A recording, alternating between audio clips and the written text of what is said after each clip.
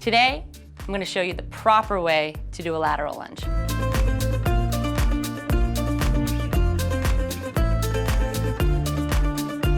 Start out in the standing position with both legs together.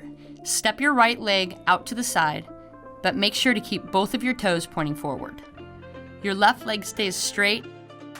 Hold for one full cycle of breath.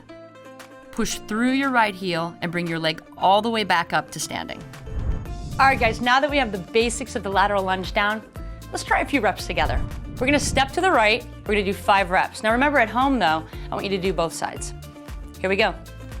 Take a wide step to the right, sit into that hip, come right back up to that starting position. Let's do this. Nice and low. Make sure you're breathing right here. 3 down, we got 2 to go. We can do this. Here comes that last one. Let's sit lower. Nice. You got that. So listen, if you want to turn this into a workout, here's what I suggest. Let's do 3 sets of 10 on each leg. So you do 10 right, 10 left, take a minute break, and then you'll do that 3 times.